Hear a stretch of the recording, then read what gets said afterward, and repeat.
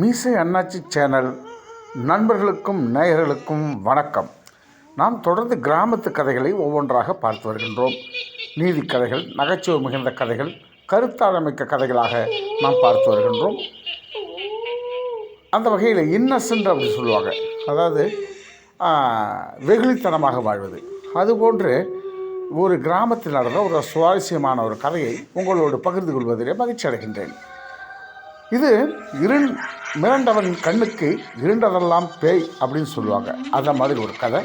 ஒரு ஊரிலே ராணி என்ற ஒரு அழகி கிராமத்திலே வாழ்ந்து வந்தாள். அவள் மிக அழகாக இருப்பாள். எல்லோருடைய இளைஞர்களின் கனவு கண்ணியாக வாழ்ந்து வந்தாள்.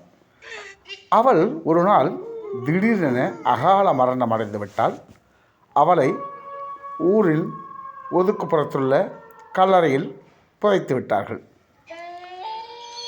ஒரு கிராமத்திலே ஒரு வழக்காக மாலை ஆனவுடன் ஊர் அடங்கியது. எல்லோரும் வீட்டுக்குள் சென்று விட்டார்கள். தினமும் ஒரு 8 மணி 7 மணி 9 மணிக்கெல்லாம் ஊரே சத்தமில்லாமல் அமைதியாகிவிடும். காரணம், அந்த ராணி என்ற பெண்மணி பேயாக வருவதாக ஊரில் உள்ளவர்கள் நம்பினார்கள். இதை கண்ணன் என்ற ஒரு வாலிபன் நம்பவில்லை. பேயாவது ஒன்றாவது, நான் இதை ஏற்றுக்கொள்ள மாட்டேன் என்று கூறினான்.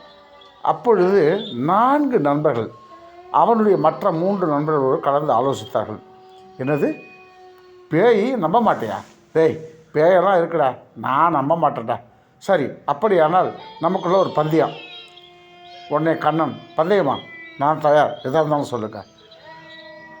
அமாவாசை இருளில், அமாவாசை கும்மிருட்டாக இருக்கும், அந்த இரவில்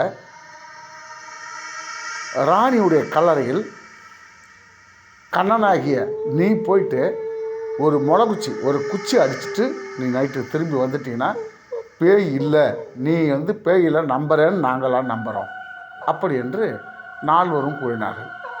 இதை ஏற்றுக்கொண்ட கண்ணனும் ஒரு போர்வை எடுத்து போத்தி கொண்டு கையிலே ஒரு ராந்தல் விளக்கை எடுத்துக்கொண்டு ஒரு கல்லறையிலே சொருகுவதற்காக ஒரு குச்சியை தயார் செய்து கொண்டு சென்றான்.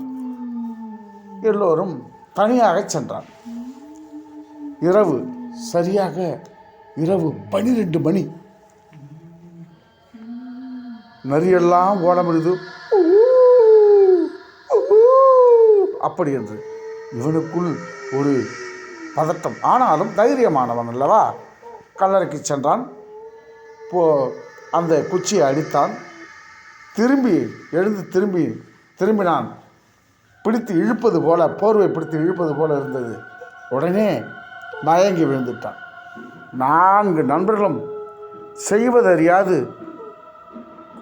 ஓடினார்கள். இன்னும் கண்ணன் வரல, என்னடா கண்ணன் வரல, என்ன வரல, ஏன் போய் பார்ப்போம் வாங்க அப்படின்னு சொல்லிட்டு 4 நபர்களும் 4 பேரும் கல்லறை நோக்கி ஓடினார்கள், தேடினார்கள்.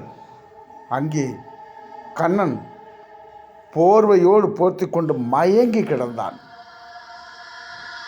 அப்பொழுதுதான் மயங்கி கிடந்தான். அவனை தூக்கிட்டு போர்வை பிடிச்சி எடுத்தா அவன் அடித்த அந்த குச்சி போர்வையிலே மாட்டி கல்லறையிலே புதைந்திருந்தது.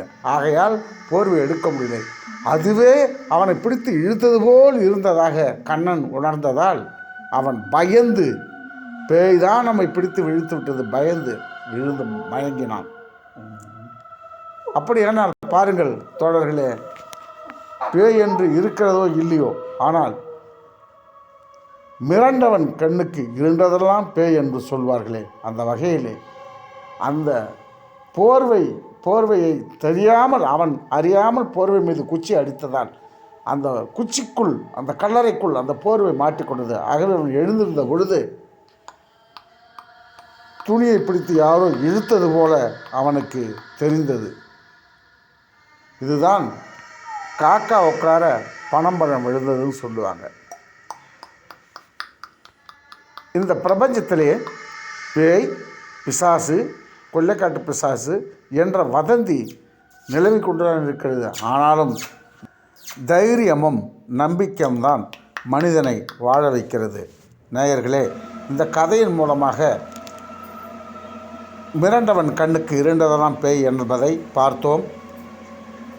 இதுபோன்ற கிராமத்து கதைகள் தொடர்ந்து வெளிவர நமது மீசை அண்ணாச்சி சேனலை லைக் செய்யுங்கள், ஷேர் செய்யுங்கள், கமெண்ட் செய்யுங்கள்,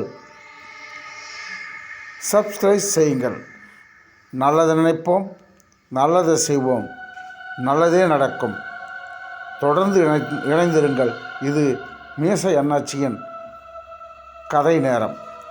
வாழ்க வளமுடன். மீண்டும் சந்திப்போம் நேயர்களே.